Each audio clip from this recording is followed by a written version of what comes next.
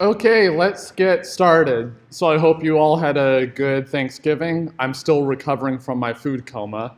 Does anyone have any questions about anything?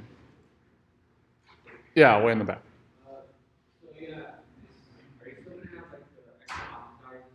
Yeah, yes, same office hours, Wednesday, Friday. Yep. Yeah. What's sorry? Yep, yep. So final exam's in here. Yeah, I'll talk a little bit about the final exam in a bit. But any other burning questions?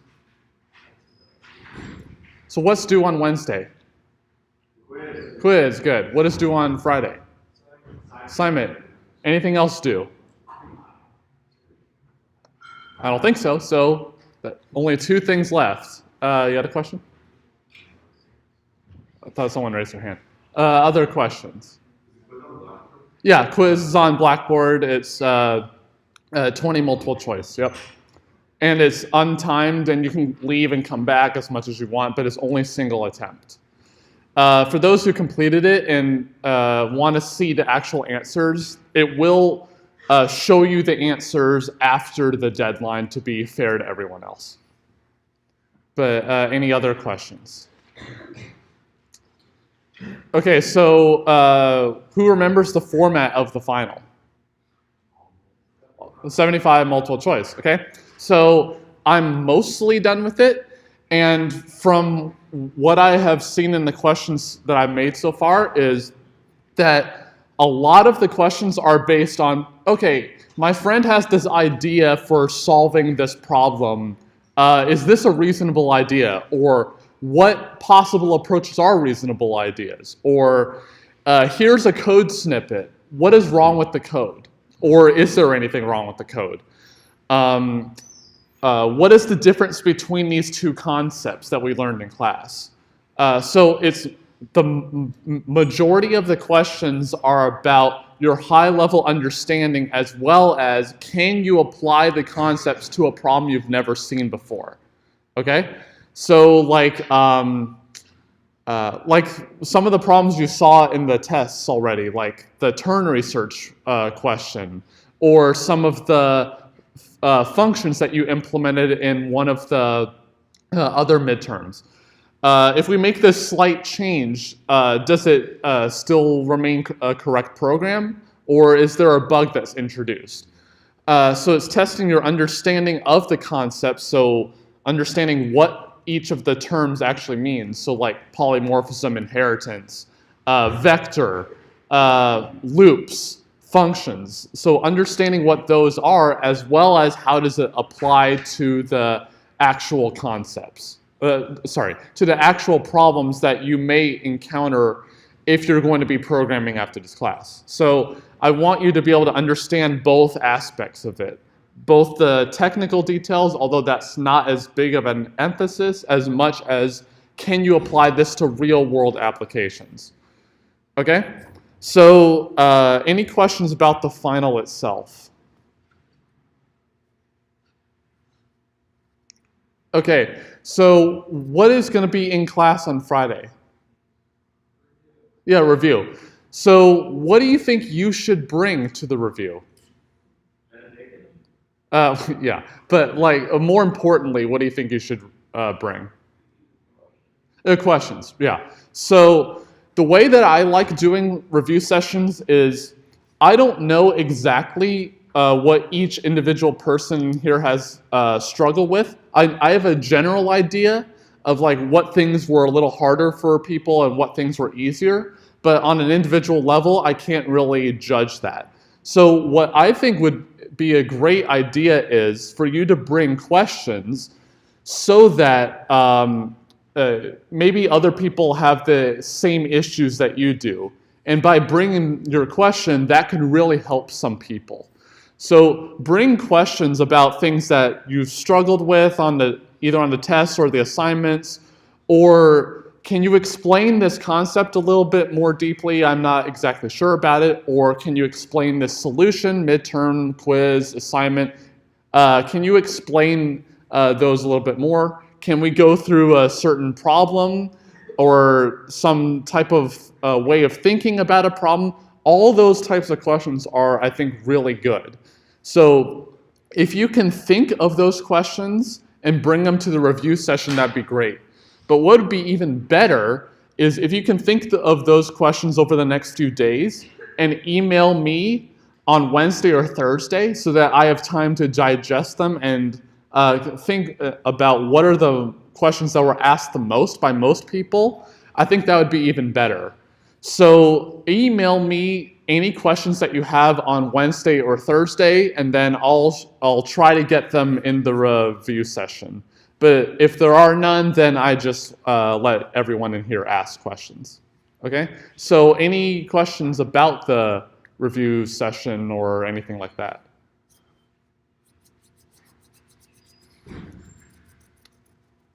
Okay, so last time we were talking about exceptions. So what was the main reason, what was the motivation for talking about exceptions? That'd be a good final exam question, but it won't be one, but it'd be a good one. What's the point of exceptions?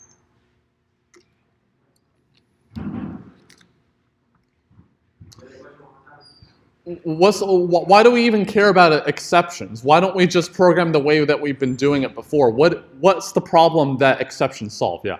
Define the point where the error occurs. Okay, yeah. So it defines the point where an error occurred, right? And the important thing is we can actually check if a certain type of error occurred. So remember that if we throw, If we throw some object of some type, say a string or an integer or whatever, then we can have a catch statement that corresponds to, yeah, that's the error that occurred. So the one that corresponds to a string, there's the error that occurred. And so that's what the lab this week is supposed to get you familiar with, about using an actual exception class in the C++ library, and then using that to catch an exception. So the point of exceptions is that you can catch when a particular error occurred as well as what the error actually says. So by doing that, you can actually think about how do I structure my try and catch statements? What exceptions do I need to catch? What if I don't catch an exception of some type, etc.? So that's the entire point of exceptions. But let's move on to a different topic completely, but one that's nevertheless just as important.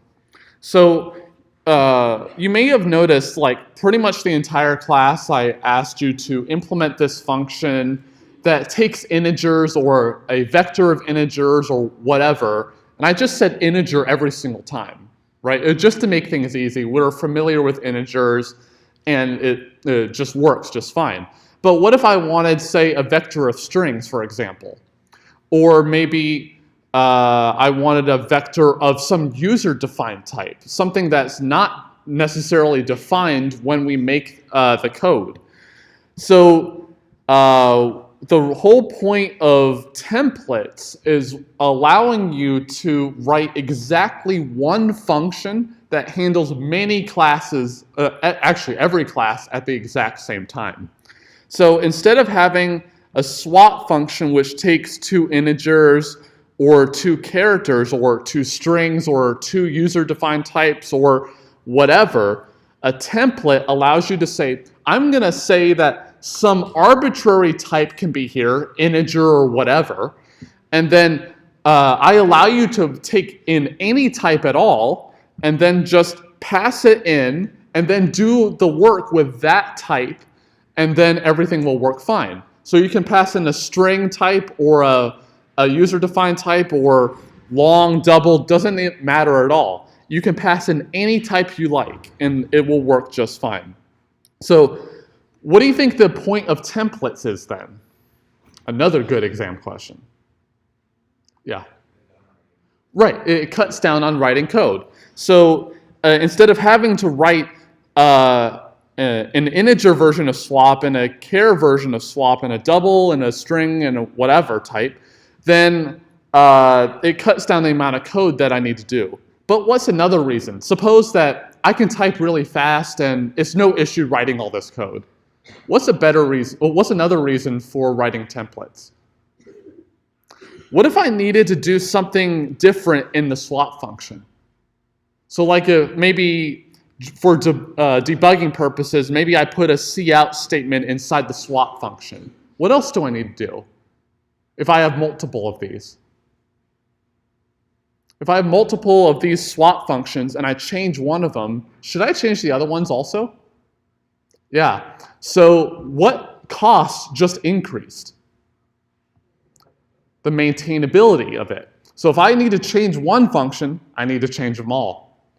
But another advantage of templates is then I only need to write one version, and so then if I need to change that one version, I only need to do that once. I don't need to write it in separate places over and over again. So templates are really nice. So you may remember for vector, we had these angle brackets and we had to put the type on the inside.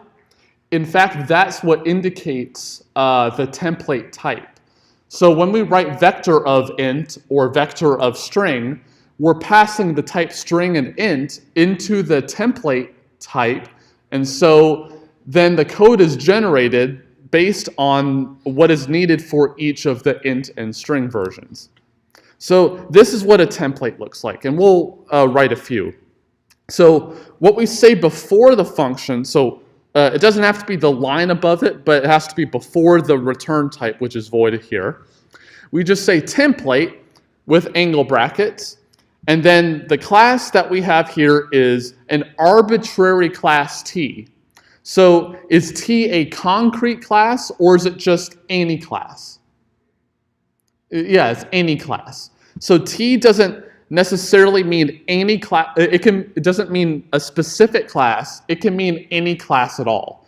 So here I'm saying that the swap function here is now taking two arguments of type T. Yeah, go ahead. So you wouldn't have to declare class T before this? Well, you have to put class here. Yeah, but you don't need to put like a specific type necessarily. Other questions about this? So is that become like gray out or anything like that? If you need to have a class defined before this actual... Yeah, of course. So this template code here is only for this function right here. So the template with class T is only defined for this one function only. So it's only defined for the thing that occurs right after it, be it a class or a function or whatever. It's only one thing. So for other reasons, I'm going to call this swap2 just to see what happens. So let's just have two integers, x and y. Maybe we'll set one to 10, the other one to 100. And let's call swap2, because it takes them by reference here, because of the ampersand here. Let's call swap2 an x and y, and then print the 2. Okay, so then let's see what happens. And so it swaps them, which is exactly what we want, what we expect at least. But let's change this to string, and then change these guys to strings also. And then run the exact same program. So it actually does the swap also. So the great thing about this template is I only needed to write one version. I didn't need to write multiple versions, one for int, one for string, or whatever. Okay? So this is a really nice benefit of templates. And in fact, I use them for a completely different reason in my code. And I can get into that. But the entire point of templates is to cut down on writing code as well as maintaining that code, because you only have to write one version of it. Questions about templates? Yeah. If you're writing multiple templates, do you have to define class? Yes. So here the T isn't special, so I can write random class here, and as long as I use the same type everywhere. But if I have another function out here, I have to put class.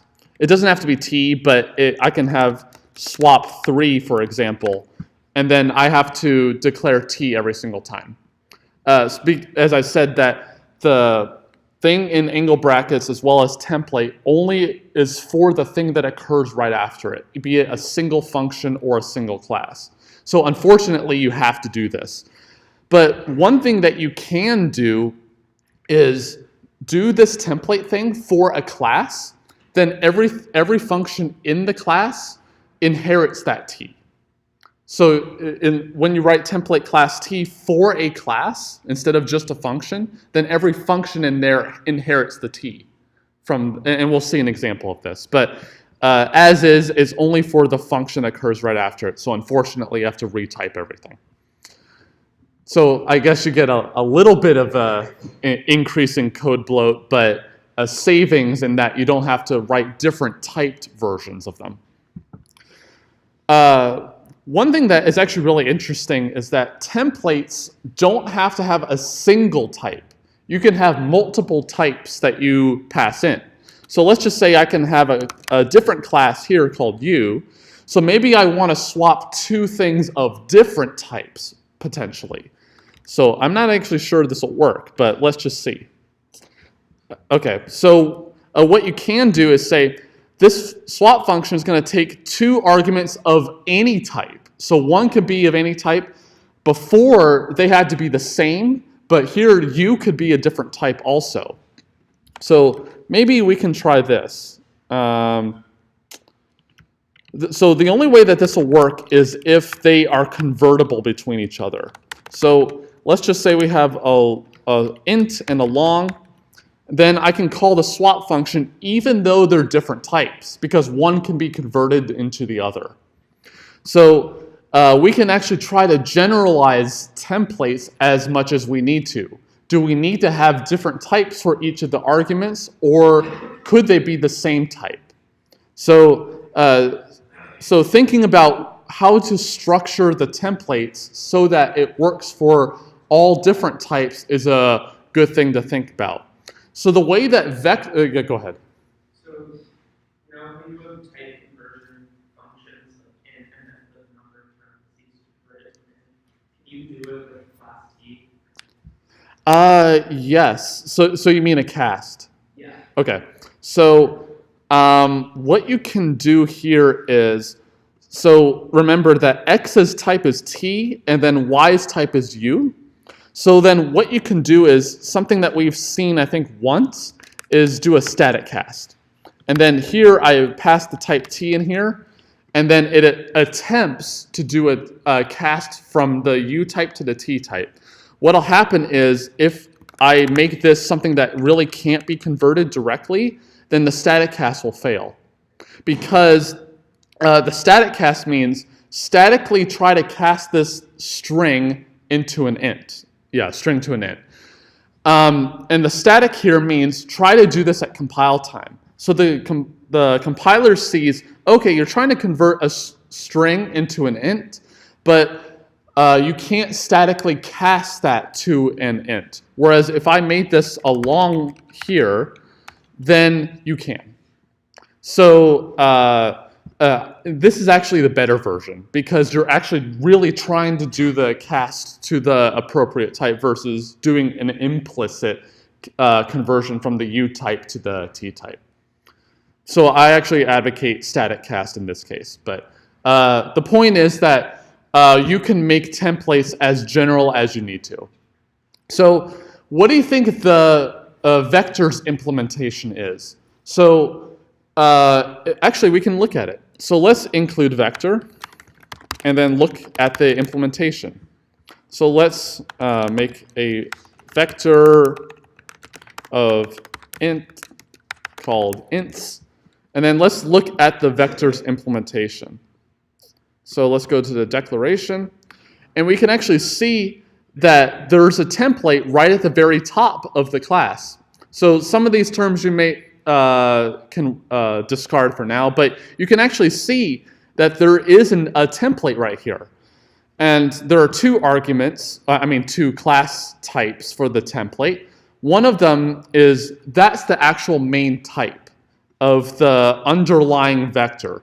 So when we pass we pass int to the angle brackets for vector, this is what underscore TP corresponds to.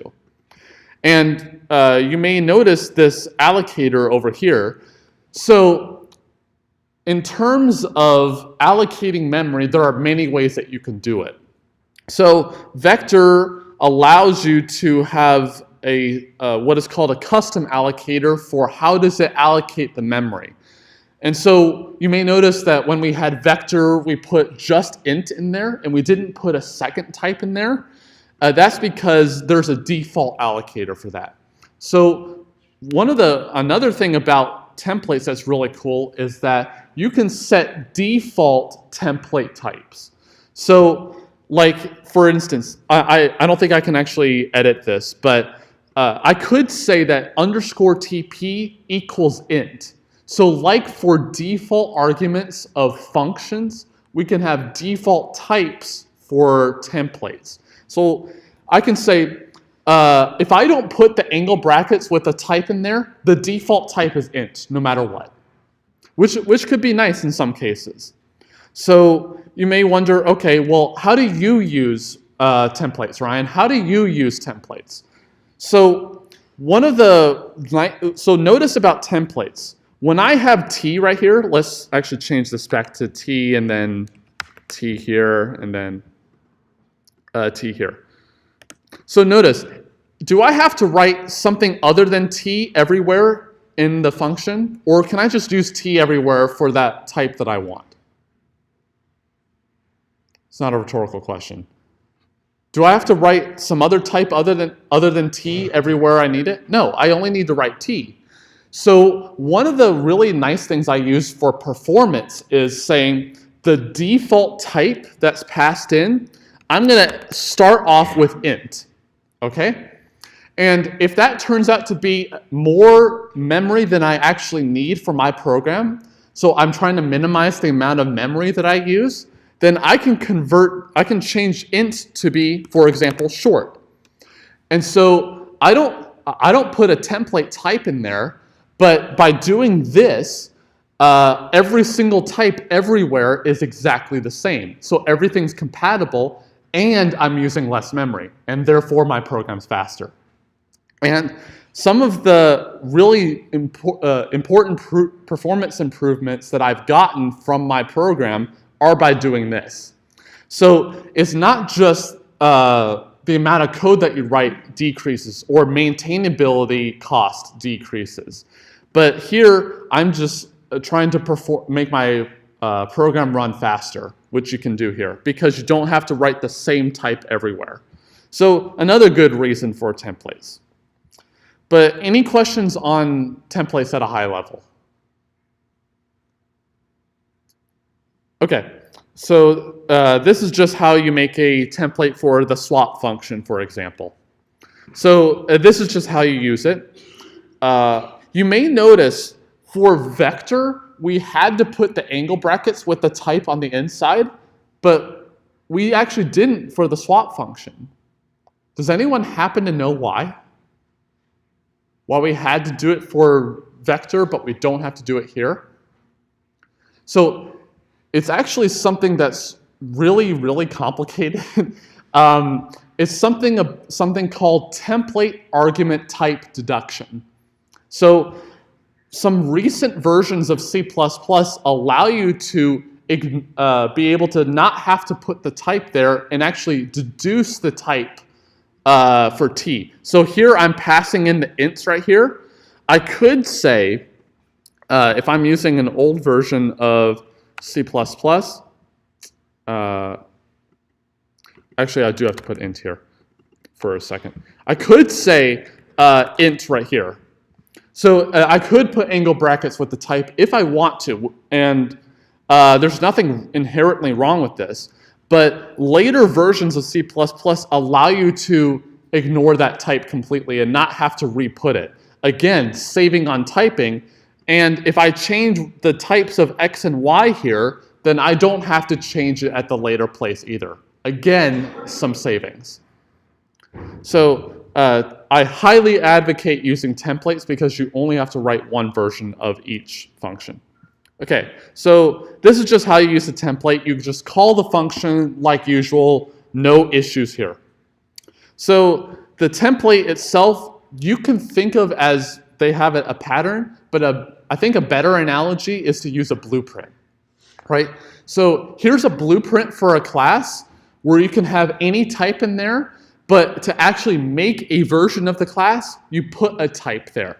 So like for vector of int, we put the int into the type declaration for vector, but the actual implementation of vector doesn't have int anywhere in it. It can hold any type at all. So the template itself is just like a blueprint for what you can use for it. No actual code is generated until you actually call the template. So until I call vector of int, if I just include vector, no code is generated, which is kind of nice. So, and another good thing about this is it only generates the code that's needed. So if I, for example, had these swap functions with an int and a char version and a whole bunch of other versions, there's a blob of code for each of them, regardless of whether I actually call it or not.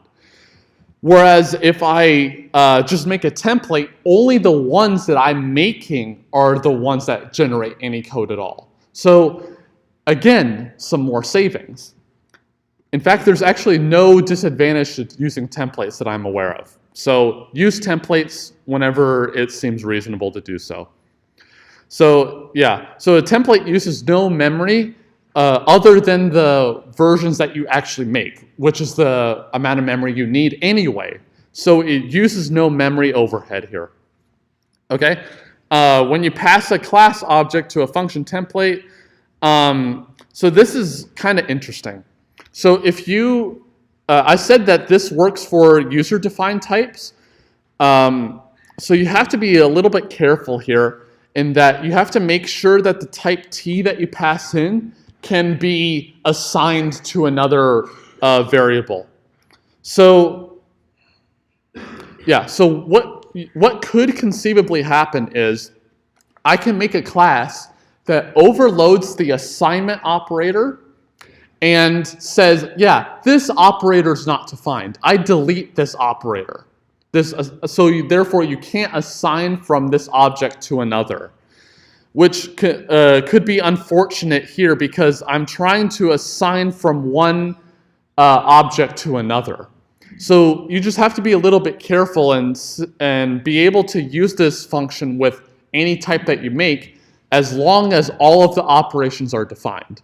So the only one for swap that you actually need is that you need to be able to assign from one object to the other. So if you have assigning or copy assignment or whatever, if you have that defined, then swap function will be just fine here. But if you are using a function, a templated function that calls a particular function, so maybe like, remember the animal hierarchy that we had last time? So animal, cat, and dog, they all had this function called ID. So if I call a function ID in this templated class, then I need to make sure that whatever type I pass in actually can call this function ID. So making sure that the template actually works for whatever type I pass in. Yeah, so just be a little bit careful here. But the vast majority of the time, you won't have to worry about that sort of thing. Okay, yeah. So the types that you put in the template header, you actually have to use it. So no surprise there. Let's see. So function calls must pass parameters for all data types specified in the template prefix. Yeah. So whenever I call this swap function, the swap2 function, it takes one argument of type T. So, well, the template itself has one class in it called T. So therefore, when I call swap2 down here, I better pass in the appropriate type there. So if I pass in string in here, it doesn't actually make sense because I'm saying the type is string, but the arguments I'm passing are not the same type. So if I say int in here, then everything works just fine because the two arguments I pass in are ints, and the type I say for the template is also an int, so everything works fine. But if I put in more types in here, then this won't work because the template itself says, yeah, there's only one class that you're specifying here, which is T. But you provided two down here, and so that doesn't work. So all that's needed here is just match the structure of the template. How many classes does it take? How does it match up with the arguments that you pass in? That sort of thing. So just match the template up. And if there's no errors, most likely you're okay for this. So function templates can be overloaded. What is overloaded?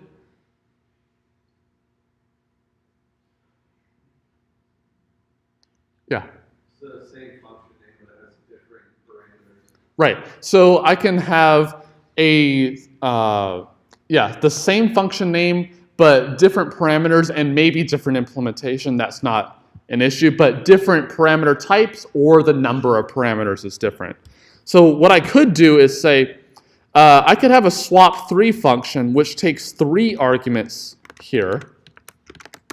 And then I'm not sure what this would actually mean for 3 arguments. I don't know how to swap 3 different arguments. Maybe I cycle through them. So maybe z comes to be the first one, x becomes the second one, and y becomes the third. I'm not sure what that means. But I could define a swap2. Sorry. Maybe I should call all of these swap. But yeah, so I could have the same template name for the function, but a different number of arguments. So overloading works exactly the same way as before. No issue here. So then you may be wondering, okay, well, we want to make this as general as possible. What if I wanted a swap function that can take any number of arguments? Like, I can pass in 537 arguments if I wanted to. Well, what I could do is just say, I'm going to have 537 different versions of this swap function. Could I conceivably do that? Yeah, but do I want to do that? No. So there's a whole bunch of resources available about how do you actually do that sort of thing. So that's beyond the scope of the class, though. Okay, so let's see. They can be overloaded, just different parameter lists, just as we expect. So function templates, of course, must be defined before being called, just like any other class. It has to be defined before it's being used. No issue there. So templates are useful for when you have multiple functions that perform the same task with different parameter types. So an overloading type situation here. So you add so the way that you do template programming is you put the template prefix at the top, and then you take any old function that you had types for, and then convert the types to be whatever you put in the template. So the swap function we had before was for, let's just say int. Then I converted all of the ints to be t. So nothing really complicated there. You just match what is said in the template. Another nice thing about a recent version of C++ is that the old way of doing this is to put type name in there. The better way is to put class in here. It effectively does the same thing, but there's just an old way of doing it.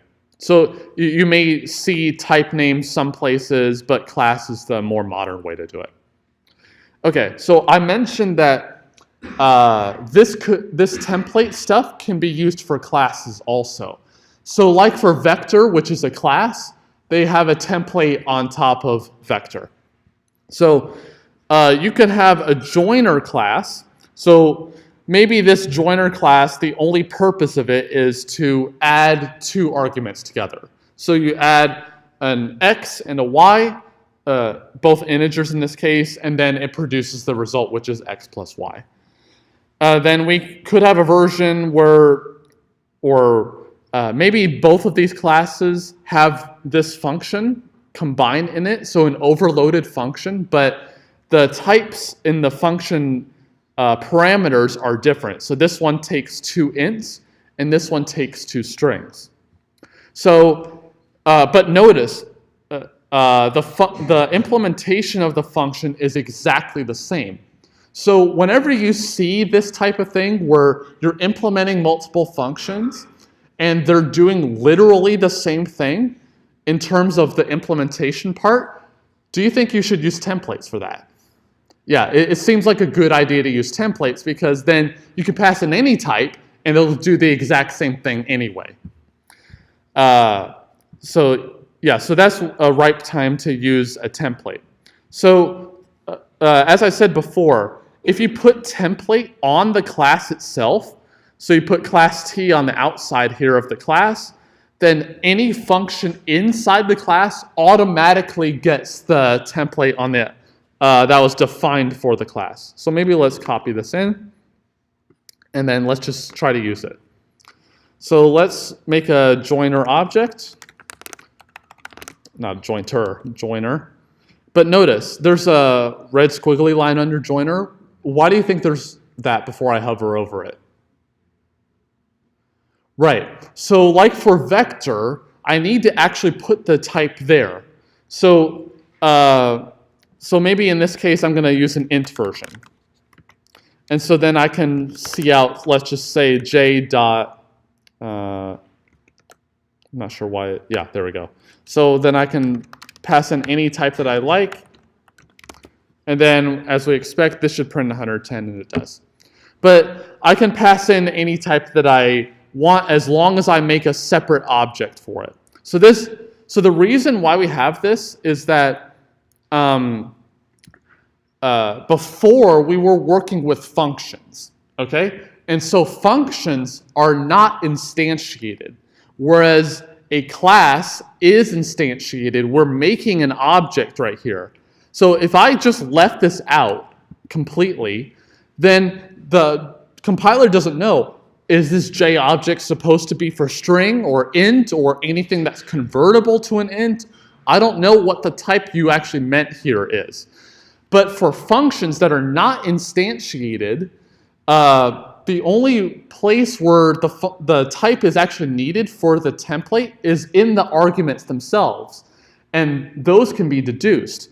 Whereas I could, if I was allowed to do this, I could say, I'm going to combine 2 strings in here. And then the compiler sees this and it's like, I don't know which type you actually meant. So I need to actually put a concrete type in here, and then of course the second one will fail because strings are not convertible to int.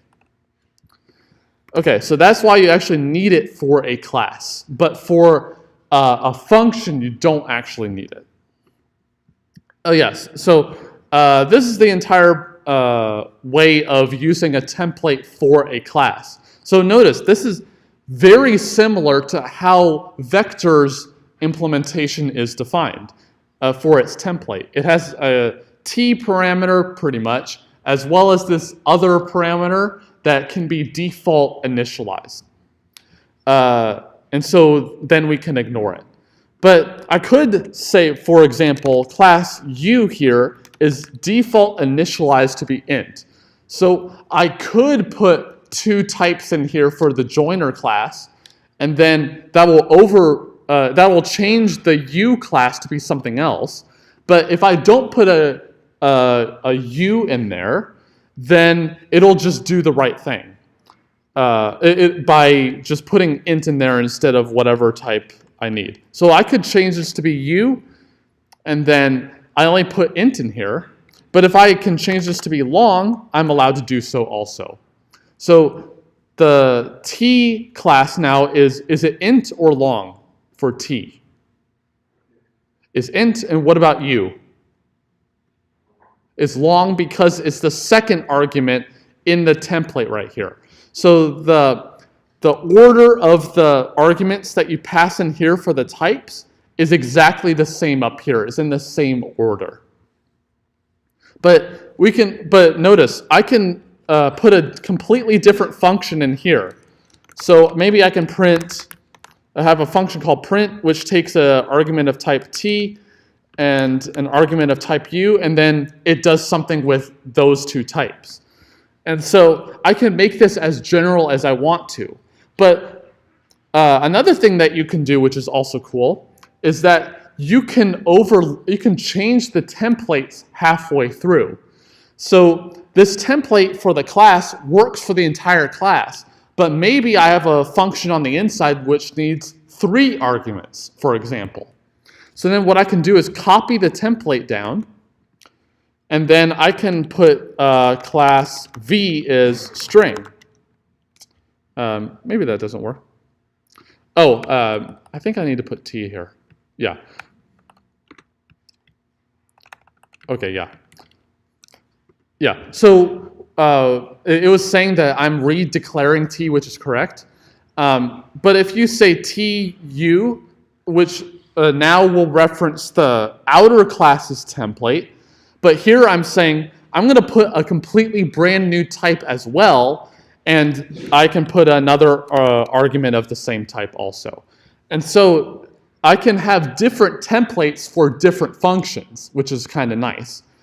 So you don't have to have the exact same template for every function in this joiner class. I can have variable types of type t or type u or whatever I want. So I can make this as general as I need to. But the vast majority of the time, you'll only need one template type. So this is just using the joiner class, the original one, where I can have a double version, a string version, and then I can call the combine function as usual. If I want an out-of-line declaration, there's just a little bit more work.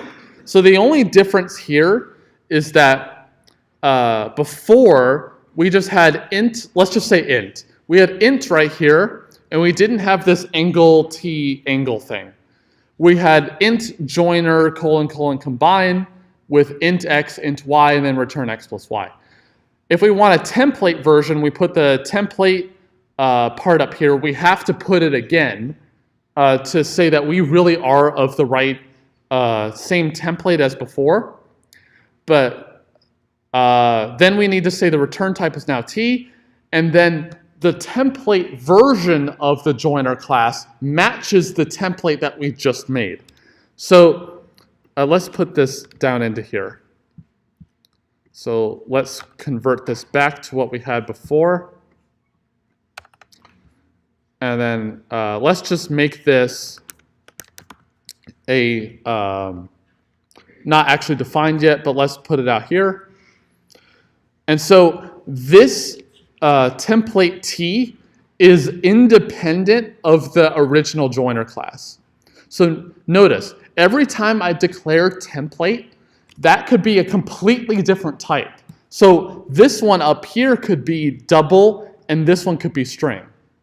But when I say angle t right here, corresponding to the joiner class, then we know if I use a joiner of t object, so maybe a joiner of double, for instance, then this t right here has to be the same.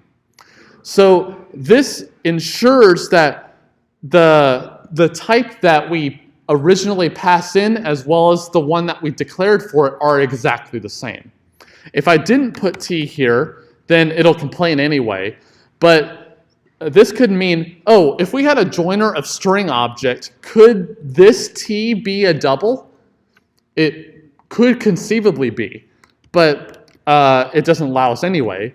But this enforces that we get the right type anyway. And then let's just fix this, and then everything works just fine. Any questions on the out-of-line declaration? There shouldn't be many surprises here. It's just we need to put some angles and some templates and some class and t's everywhere. Okay, so templates are really useful, but you can actually combine this with some of the concepts we learned. So what is inheritance again?